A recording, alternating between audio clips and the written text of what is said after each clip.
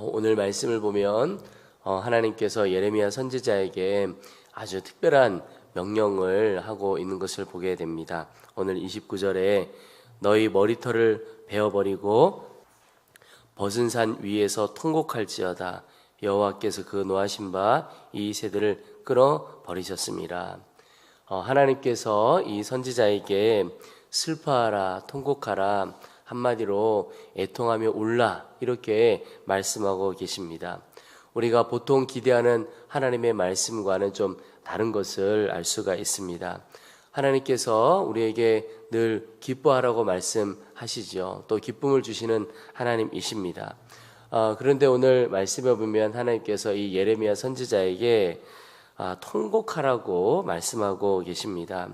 여러분, 왜 이렇게 우리 하나님의 자녀들이 기뻐하기를 원하시는데 반면에 오늘 하나님께서 오히려 통곡하라고 말씀하고 계시는가? 이유가 바로 하나님의 진노와 그 진노로 말미암아 진노 가운데 있는 이스라엘 백성들 때문입니다. 여러분, 성도의 삶은 이런 것입니다. 구원의 하나님으로 인하여 늘 기뻐하는 삶이 성도의 삶입니다. 생명 주시기까지 우리를 사랑해 주신 그 사랑 때문에 늘 기뻐하는 것이 성도의 삶입니다. 주님을 바라보면 그렇습니다. 그런데 성도의 삶이 또 하나의 모습이 있는데 그것은 이 땅에 하나님을 알지 못하는 이들이 짓고 살아가는 죄악으로 인해서, 이 땅의 죄악으로 인해서, 또 하나님을 섬긴다고 하지만 여전히 죄악 가운데 있는 성도들, 겉으로는 성도들이죠. 이런 세상의 사람들의 죄악, 그리고 그 죄악으로 인한 하나님의 진노로 인해서 통곡하는 삶을 살아가는 것이 성도의 삶입니다. 여러분, 우리는 아무도 울지 않는 이 시대에 과연 하나님께서 말씀하시는 것처럼 눈물로 통곡하는 자인가? 여러분, 이 시대에 다른 이들을 바라보면서, 이 땅을 바라보면서 우는 사람이 얼마나 되겠습니까? 그런데 아무도 울지 않는 이 시대에 눈물을 흘리고 통곡할 수 있는 사람, 그저 세상의 모습을 보면서 통곡할 수 있는 사람은 하나님의 마음을 가진 사람입니다. 하나님이 이 세상을 바라보며 어떤 마음을 가지고 있으신가? 또 하나님의 진노하는 마음, 그것을 깨달은 사람만이 이 땅을 보면서 통곡할 수가 있습니다. 하나님께서 이 시대에 여전히 사람을 찾고 있습니다. 예레미야에게 통곡하라고 말씀하신 것처럼 울어줄 사람을, 통곡하는 사람을 찾고 있습니다. 하나님께서 통곡하는 사람을 왜 이렇게 찾고 있으실까? 사실은 말씀 묵상하면서 하나님께서 예레미야에게 통곡하라고 말씀하셨지만 사실은 하나님이 통곡하고 있으신 겁니다. 하나님께서 사랑하는, 하나님의 그 사랑하는 자녀들이 죄의 길로 가고 상황의 길로 가는 것으로 인하여 하나님께서 진노하실 수밖에 없는 그 상황 때문에 사실은 하나님이 울고 계시고 하나님이 통곡하고 계신 거죠. 하나님께서 하나님의 자녀들을 너무나 사랑하시는데 그 사랑하는 자녀들이 하나님을 찾지 않고 있는 것 때문에 하나님께서 통곡하고 계신 겁니다. 여러분, 예를 들어서 내가 누군가를 너무나도 뜨겁게 사랑합니다. 지독히도 그를 사랑하는 사람이 있는데 그런 나에게 눈길 한번 주지 않습니다. 눈길 주지 않는 정도가 아니라 나는 나의 모든 마음이 그를 향하고 있는데 그가 다른 사람을 사랑하고 있다면, 나의 사랑을 전혀 알아주지 못하고 눈치채지도 못하고 있다면 어떻게 하겠습니까? 날마다 마음에 눈물을 흘리고 통곡하지 않겠습니까?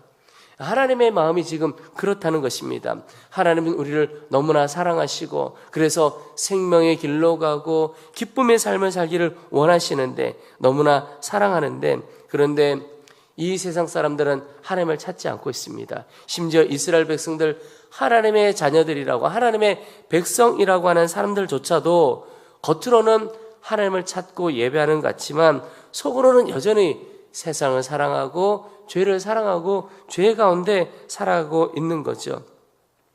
그래서 하나님께서 예레미야에게 통곡하라고 말씀하신 것처럼 지금 이 시대에 하나님께서 함께 울어줄 사람을 찾고 있습니다. 하나님의 마음을 아는 사람을 찾고 있는 것이죠. 더 나아가서 그 하나님 앞에서 하나님의 진노를 막아설 그 한 사람을 하나님께서 찾고 있습니다. 여러분, 오늘 하루 살아가면서 우리가 세상 가운데 살 것입니다. 세상 사람들을 만나고 세상에서 일을 하고 세상에 나아가서 살 것입니다. 그런데 이 세상, 이 시대를 보면서 하나님의 마음을 잘 깨달을 수 있게 되기를 축복합니다. 하나님께서 찾으시는 그 한 사람, 하나님의 마음을 갖고 울어줄 그 한 사람이 우리 모두가 되기를 원합니다. 결국은 하나님의 마음을 갖고 통곡할 수 있는 그 사람, 사실은 그 한 사람 때문에 하나님께서 진노를 거두어 가시게 됩니다. 여러분, 오늘 우리가 이 시대를 향한 하나님의 진노를 막아서는 자, 하나님의 마음을 갖고 통곡할 수 있는 자 되어지기를 소망합니다. 그것이 우리의 간절한 기도이기를 원합니다. 교회가 바로 그런 공동체입니다. 교회가 이 땅에 임할 하나님의 진노를 눈물로 막아서는 자들의 모임, 그것이 이 교회 공동체입니다. 하나님께서 진노하시지만 한 사람의 눈물 때문에 그 눈물 보아서 진노를 거두어 가시는 거죠. 또 길이 참으시는 거죠. 예수 그리스도 그 한 분의 간절한 눈물, 소망 때문에 우리가 구원의 길이 열렸고 하나님의 진노에서 피하게 된 것입니다. 여러분, 오늘 하루 우리의 삶이 그런 삶이 되기를 축복합니다. 또 하나 오늘 기도하게 하시고 또 보게 하는 것이 바로 죄와 죄의 결과를 보게 하십니다. 오늘 30절부터 보시면 이스라엘 백성들이 어떤 죄를 지었는가를, 하나님께서 왜 그렇게 진노하게 하셨는가를 봅니다. 30절에 여호와께서 말씀하시되 유다 자손이 나의 눈 앞에 악을 행하여 내 이름으로 일컬음을 받는 집에 그들의 가증한 것을 두어 집을 더럽혔으며, 하나님의 집이라고 하는 성전, 또 하나님의 집이라고 하는 이 이스라엘 공동체 안에 우상을 섬기고 하나님을 떠나 있는 이것을 표현하고 있습니다. 또 31절에 보면 흰놈의 아들 골짜기에 도벳 사당을 건축하고 그들의 자녀들을 불에 살랐나니 내가 명령하지 아니하였고 내 마음에 생각하지도 아니한 일이니라. 여러분, 우리에게 자녀가 얼마나 사랑스러운 존재입니까? 그런데 오늘 이 31절에 보면 이스라엘 백성들이 그 가나안 족속들, 이방 족속들의 풍습, 그들의 종교를 본받아서 자녀들을 제물로 내어주는 일이 벌어졌습니다. 이 자녀들을 불에 살랐다 그랬습니다. 여러분, 자녀들을 얼마나 사랑하는데 그 자녀들을 불에 살을 만큼 내어줬다는 것은 얼마나 자기 자신을 위한 이기적인 존재가 되었는가 하는 것을 보게 됩니다. 내가 잘 되는 것, 내가 이 땅에서 축복받는 것, 그것 하나 때문에 자녀까지 제물로 내어주고 불사르는 일이 일어난 겁니다. 이것은 하나님께서 내가 명령하지 아니하고 내 마음에 생각하지도 아니한 일이라. 설마 그렇게까지 할까? 아무리 이 사람들이 악해졌다 할지라도 자녀들을 내어주기까지, 자녀를 불사르기까지 할까? 하나님은 생각조차 상상조차 한 적이 없는 그런 일이라고 하는 것입니다. 여러분, 이스라엘 백성들의 죄가 하나님의 상상을 뛰어넘는, 생각조차 하지 못했던 일들, 그런 죄를 저질렀다고 하나님께서 말씀하고 있습니다. 그런데 그 죄의 결과가 어떠한 것인가? 오늘 33절에 이 백성의 시체가 공중의 새와 땅의 짐승의 밥이 될 것이나 그것을 쫓을 자가 없을 것이라. 여러분, 이 분위기를 한번 생각을 해보십시오. 가끔 어떤 무섭고 비참한 영화 같은 거 보면 이런 장면 있을 겁니다. 얼마나 비참합니까? 얼마나 안타까운 일입니까? 그 누구도 다른 사람의 죽음을 슬퍼하지도 않고 그것을 그래서 공중의 새, 땅의 짐승 쫓지도 않는다는 것입니다. 완전히 죽음의 땅이 되어버린 것이죠. 또 34절에도 그때 내가 유다 성읍들과 예루살렘 거리에 기뻐하는 소리, 즐거워하는 소리, 신랑의 소리, 신부의 소리가 끊어지게 하리니 땅이 황폐하리라. 여러분, 죄의 결과가 무엇이냐? 기쁨이 다 사라지게 된다는 겁니다. 기쁨의 상실입니다. 여러분, 우리의 상황이 어렵고 힘드냐? 이건 별로 중요하지 않습니다. 상황은 어렵고 힘들어도 그 가운데 기쁨이 있다면 다 이겨갈 수가 있는 것이죠. 웃음이 있다면 이겨갈 수 있는 겁니다. 그런데 죄의 결과가 무엇이냐면 그 기쁨이 다 사라져 버린다는 거죠. 기뻐하는 소리, 즐거워하는 소리 없고 신랑의 소리, 신부의 소리, 얼마나 삶에 기대가 가득하고 기쁨이 넘치는 소리겠습니까? 근데 그런 게 다 사라져 버린다는 겁니다. 또 죄의 결과 8장 1절 2절 이어서 3절에 보면 이 악한 민족에 남아있는 자, 무릇 내게서 쫓겨나서 각처에 남아있는 자들이 사는 것보다 죽는 것을 원하니라. 만군의 여호와의 말씀이니라. 여러분, 얼마나 고통이 심하고 사는 것이 괴로우면 사는 것보다 죽는 게 낫다, 이렇게 말을 하겠습니까? 살아가는 게 지옥 같다, 이런 뜻이죠. 그래서 차라리 죽는 것이 낫겠다, 사는 것이 아니다.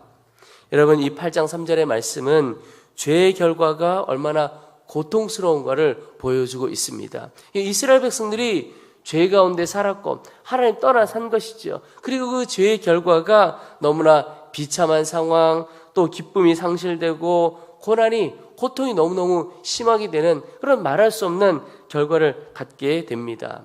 여러분, 오늘 이 땅에 살아가는 이 시대, 또 우리 자신도 이런 죄의 결과를 맛보는 것이 아니라 죄를 다 이겨가기를 축복합니다. 죄를 이겨가야 합니다. 그런데 사실 죄를 이기는 것이 얼마나 어렵고 힘든 것인가 하는 것을 많은 이들이 경험합니다. 제가 어제 말씀 준비를 마치고 집을 가다 보니까 길거리에서 담배를 피우시는 분들이 있으시더라고요. 얼마나 사는 게 힘들면 저렇게 담배를 피우실까 한 생각도 들었지만 참 저분들 대단하다, 그런 생각이 듭니다. 보면 담배 포장지에 요즘은 아주 무서운 사진들이 많이 그려져 있잖아요.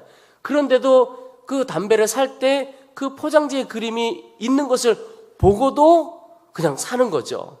저는 무서워서도 못 살 것 같아요. 근데 하여튼 그렇게 하시는 분들 잘 이해가 되어지지 않지만 한 가지 이해되는 것은, 그렇구나, 죄를 참 끊기가 어렵구나, 죄를 끊어내고 죄를 이기는 것이 얼마나 어려운 일인가 하는 생각이 듭니다. 그런데 여러분, 끊임없이 보아야 하는 것이 죄의 결과를 볼 수 있어야 하는 겁니다. 이 길로 가면, 죄의 길로 가면 마지막이 무엇이냐? 사망이라는 것입니다.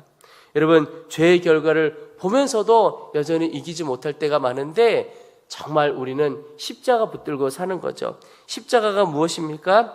나는 죽었고 이제 예수로 사는 자임을 믿는 것이죠. 믿음으로 받아들이는 것입니다. 우리는 이제 죄에 대하여는 죽었고 하나님에 대하여 산 자로 여기며 살아가는 사람입니다. 여러분, 죄의 유혹이 올 때 고백하는 겁니다. 주님, 저는 죄에 대해서 죽었습니다. 이제 하나님에 대하여만 산 자입니다. 여러분, 죄에 대하여 죽었다, 이 말은 죄가 더 이상 나에게 영향력을 주지 못한다, 이런 뜻입니다. 여러분, 죽은 사람에게는 그 어떤 것도 영향을 끼치지 못합니다. 우리가 똑같습니다. 죄에 대하여 죽었다. 그 어떤 죄가 나에게 와서 나를 유혹해도 나는 아무런 영향을 받지 않는 것입니다. 하나님에 대하여 살았다. 이제는 하나님께서 말씀하시는 대로 하나님의 이끄심을 따라 하나님의 힘으로, 하나님의 능력으로만 살아가는 존재가 되었다라고 하는 것입니다. 여러분, 내 마음대로, 내 뜻대로 사는 것이 내가 죽었음을 인정하지 않는 겁니다. 내가 죽었음을 인정하는 것은 이제 더 이상 내 마음, 내 뜻대로, 내 욕심 가지고 사는 것이 아니라 하나님의 이끄심을 따라 나는 살아간다. 그 고백과 믿음이 오늘 우리 가운데 온전히 있게 되기를 축복합니다.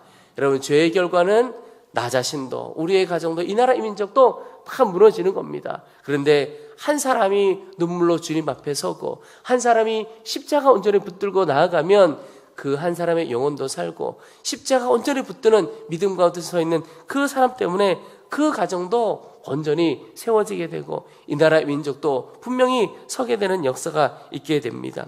여러분, 오늘 하루 죄를 미워할 뿐만 아니라 내 자신이 죄에 대해서는 온전히 죽었음을 선포하고 나는 이제 주 예수님만 붙들고 삽니다. 오직 십자가의 선포가 우리 가운데 있기를 소망합니다. 주님께서 주시는 죄의 승리를 우리 모두가 다 경험하게 될 것입니다.